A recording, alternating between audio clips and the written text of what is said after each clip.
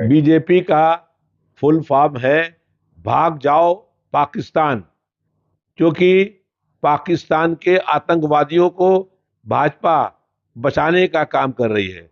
और जब देश की बहादुर सेना ने पाकिस्तान में अंदर घुस के 9 आतंकी ठिकानों को नष्ट कर दिया, उसके बाद अमेरिका के युद्ध विराम के ऐलान के बाद देश की भाजपा सरकार ने युद्ध विराम का ऐलान कर दिया।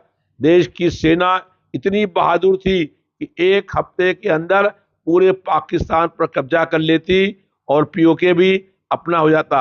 लेकिन भारत की सरकार जो पाकिस्तान से बहुत सहानुभूति रखती है और उसने युद्ध विराम का ऐलान कर दिया।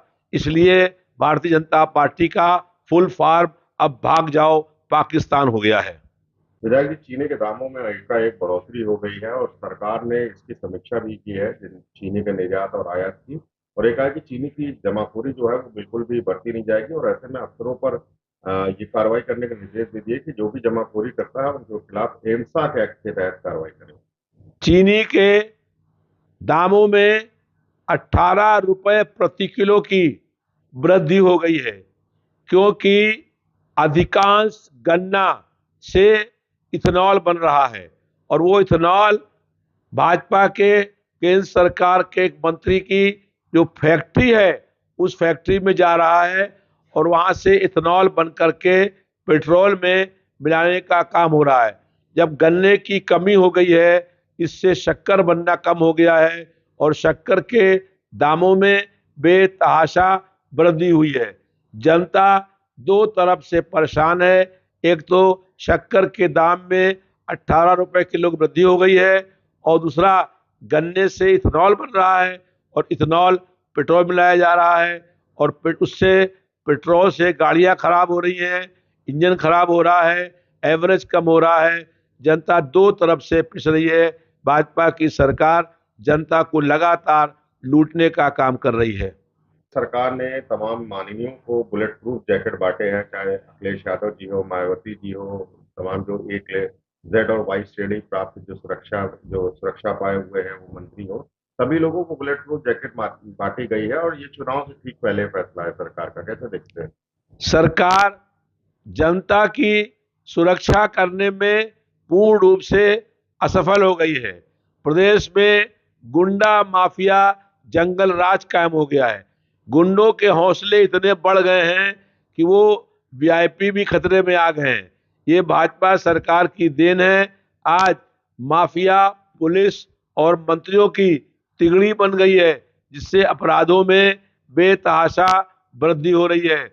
उत्तर प्रदेश के मुख्यमंत्री की हिम्मत है तो उत्तर प्रदेश के टॉप 20 अपराधियों की लिस्ट जारी कर दे तो पूरा प्रदेश जान जाएगा कि 20 अपराधी भारतीय जनता पार्टी के नेता हैं। इसलिए जनता की सुरक्षा पहले होनी चाहिए। जनता आज भयभीत है, अपराधी भयमुक्त हो गए हैं, जनता भयभीत है। इसलिए जनता की सुरक्षा की आज पहली आवश्यकता है। विधायक जी, जेपी नड्डा जी कह रहे हैं कि राहुल गांधी के धरने को फुटेज भूख हड़ताल भूख कहा है। राहुल गांधी के धरने पर भाजपा का हमला, वंदे मातरम से ध्यान भटकाने के लिए तमाम चीजें करी गई हैं। भाजपा सरकार ने छात्रों युवकों पर कई जगह जबरदस्त बलपूर्वक बर्बर लाठीचार्ज किया और लाठीचार्ज में लाठियों के आगे कील लगी थी, चाकू लगे हुए थे और पैलेट गन का इस्तेमाल किया, जिससे सैकड़ों छात्र गंभीर रूप से घायल हो गए। पैलेट जो गन की लगी थी, एक व्यक्ति की सुहेल के लेकर के विपक्ष के नेता थाने में गए थे और उनकी रिपोर्ट लिखाने की मांग करी थी। 3 घंटे के बाद रिपोर्ट लिखी गई और 1 महीने से लगातार पूरा विपक्ष ये मांग कर रहा था कि पैलेट गन चलाई गई है, इसके आदेश किसने दिए थे, इसकी जांच कराई जाए। लेकिन भाजपा की सरकार ने जांच नहीं कराई और दोषियों पर कार्रवाई नहीं करी, एफआईआर भी लिखने का काम नहीं किया। इससे स्पष्ट हो गया कि देश के गृह मंत्री के आदेश पर छात्रों युवकों पर बर्बर लाठीचार्ज हुआ था। जब विपक्ष के नेता धरने पर बैठे तब जो है वो एफआईआर कायम की गई। इसलिए ये स्पष्ट हो गया कि भाजपा की सरकार विपक्ष की, छात्र युवकों की और जनता की आवाज दबाना चाहती है। जुल्म, अन्याय और तानाशाही करके विपक्ष की आवाज दबाने का प्रयास कर रही है। विधायक जी, जंतर मंतर पर जाति आधारित आरक्षण का विरोध हुआ है, आधी रात में बवाल हुआ है, हिरासत में लिए गए, राजघाट पहुंचे प्रदर्शनकारी। भाजपा की सरकार जनता के मुख्य मुद्दों से जनता का ध्यान बांटने के लिए दलितों, पिछड़े वर्ग के लोगों और अपर कास्ट के लोगों में संघर्ष करवाने का प्रयास कर रही है।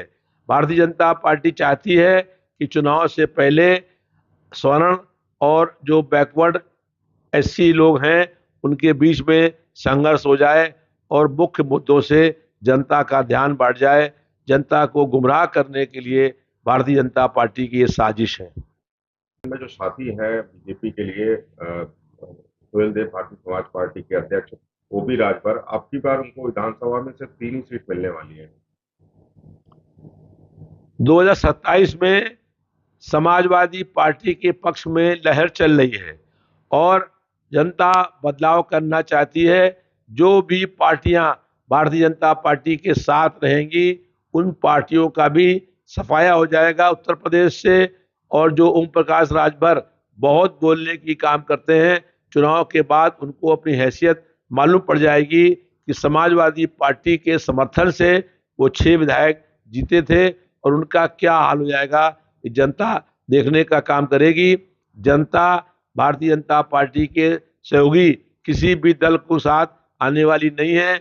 जनता का मन बन गया है उत्तर प्रदेश में बदलाव हो। जनता ने सत्ता परिवर्तन का शंखनाद कर दिया है।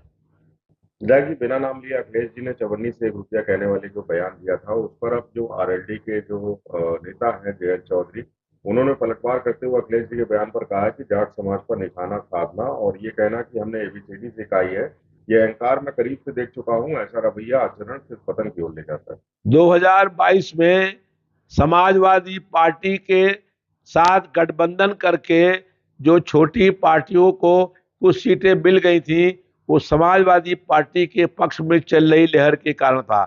चाहे लोकदल के चौधरी जयंत सिंह हो, उनकी पार्टी को 8 सीटें मिल गई थी और 8 सीटों से आज तक कोई देश के अंदर राज्यसभा का सदस्य नहीं बना है। 8 सीटें उनकी थी, 8 विधायक थे, लेकिन समाजवादी पार्टी के विधायकों के समर्थन से वो राज्यसभा के सदस्य हुए हैं।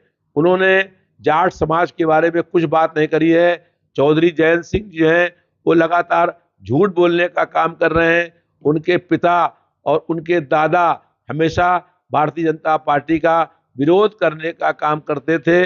उनके दादा देश के प्रधानमंत्री रहे थे। उन्होंने उनकी भावनाओं को ध्यान में नहीं रखा और भारतीय जनता पार्टी के साथ चले गए। गठबंधन धर्म का ये नियम होता है कि जब गठबंधन हुआ है वो गठबंधन 5 साल तक रहना चाहिए और गठबंधन बीच में तोड़ करके समाजवादी पार्टी के साथ चुनाव लड़के और बाद में भारतीय जनता पार्टी में जाना जनता के साथ गद्दारी है, ये धोखा है। जनता ने उनके प्रत्याशियों को इसलिए वोट दिया था कि वो समाजवादी पार्टी के साथ थे। अगर उनमें साहस था तो समाजवादी पार्टी का साथ छोड़ने के बाद वो जनता के बीच जाते और चुनाव लड़ते, तब उनको मालूम पड़ जाता कि जनता उनसे कितनी नाराज है। इसलिए जनता को गुमराह करना बंद करिए और चौधरी जयंत सिंह जी जरा अपने पिता और दादा के जो विचार थे उसको पढ़ने का काम करिए।